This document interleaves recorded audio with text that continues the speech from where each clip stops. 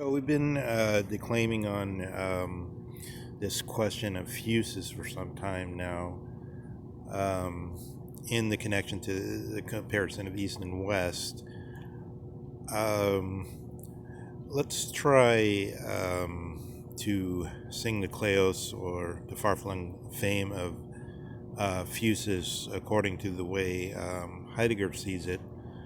Um,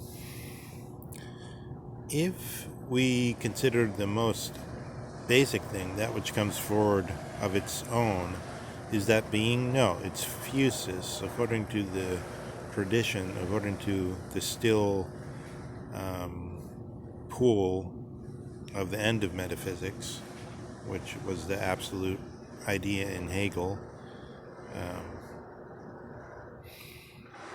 The lake at Nemi, um, the goddess of wisdom's lake, the pool of Diana. Um, Being is not phusis. Why? Because what is phusis? Phusis, according to Heidegger, is that which comes forward by itself, but as what? As what for the first thinkers? As the being of beings. As the being of beings. So if you ask, um, we can ask about all things, about all beings, the whole, and this name's phusis. If you think of every thing as every being um, has a thing, and you make a totality, then you can think of the whole, and then you can ask, in addition, um, what is the being of this whole? And you can mean by that question, um, how is it all coming forth? And then you have this theme of phusis as the way everything comes forth. And then the question about that it is refers to the reality of this phusis. Um, so, what would usually that we say that it is, we simply mean there's something there, but maybe we don't know exactly what. Maybe it's just this one stuff Daniel Dennett talks about, but maybe on the other hand, it is something in particular, such as nebule or fog. Maybe it is a green leaf. Um, but we could just know that something is without knowing what it is. Um, I believe what Heidegger is saying is that the phusis eidos pair, phusis, that it is, eidos, what it is, what kind of thing is it, rather than just it's that which comes forward of itself.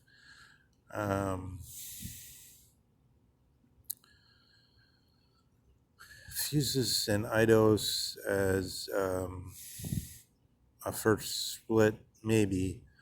The that it is and the what it is as a basic split in Dasein, yes, I would say so. Um, of course, phusis is also contrasted with nomos or uh, convention, law, and um, money being the most essential examples of nomos or convention. But then obviously that has a wider ambit. Um, being is being is not something that is. Being is not a that it is. Being is not something that is. Neither is it something that we can ask what kind of thing it were, as though it had a peculiar character, like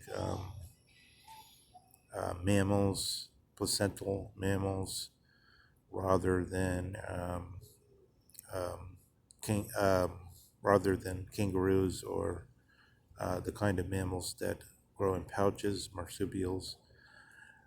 Um,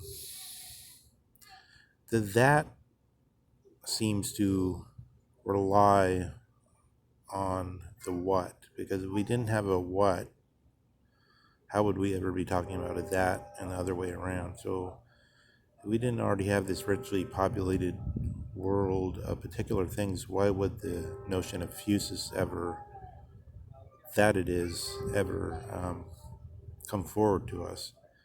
Um, and the other way around, if we, the two seem to be primary pairs at the beginning of Western thinking, um, which somehow necessitate one another. This then suggests that in admitting that we don't know what being is, we could also be going to the sparkle at the heart of the diamond, which is prior to the that and the what split. Where is that and what happening, in the same way that we asked, or that Heidegger asked, where is it that it happens that the night begins to gather out of the evening, out of the day? Where does that happen? In the same thought, one could attempt to superimpose the thought of a particular example of the that and what, which is the supreme example, which is phusis on the one side, and on the other side, um, that which already was spoken prior to Plato, the eidos, or the look of something, the kind of thing. This then gets caught up in the trinity with the nomos, or um, that which could also be the logos, because nomos is naming, bare naming, and logos is speech.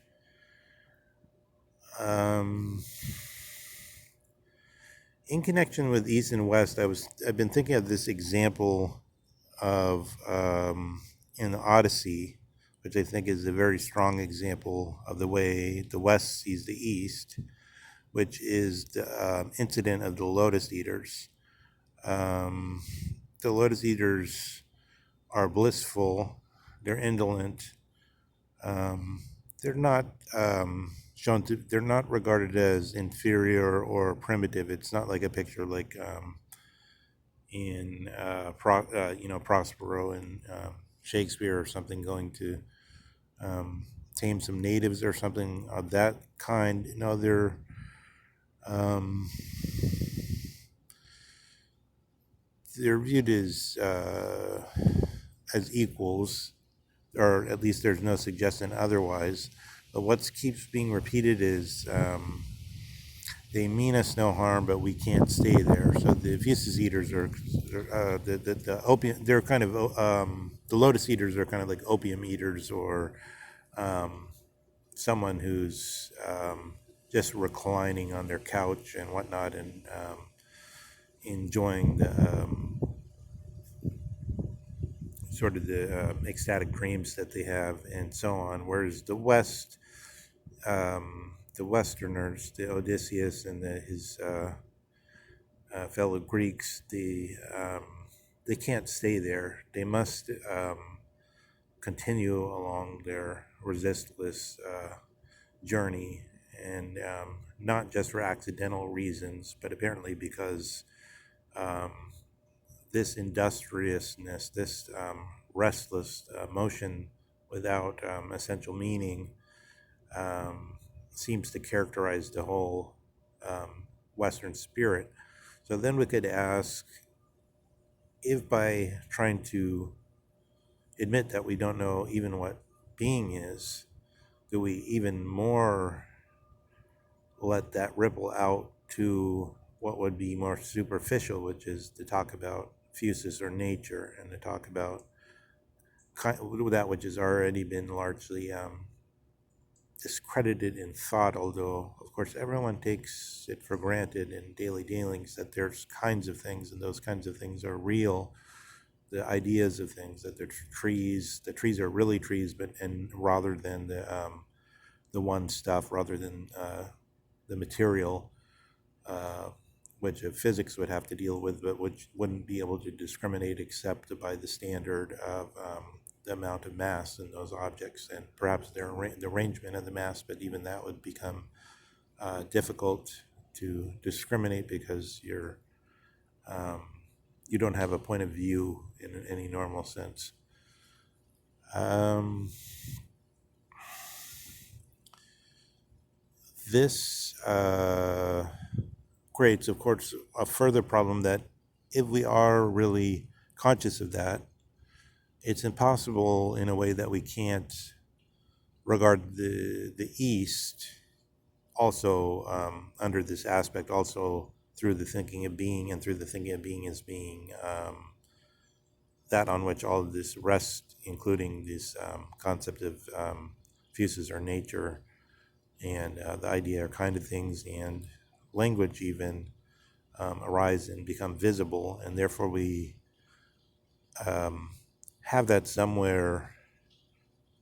It's happening in the world in Dasein. It's happening, and if we analyze to try to discover the um, deepest source of the flow of the East, then that's still there with us. So, in a way, that would be a distortion, right? We couldn't get the pure look, and then we'd have to ask how, so far is it possible, and it's hard to see, but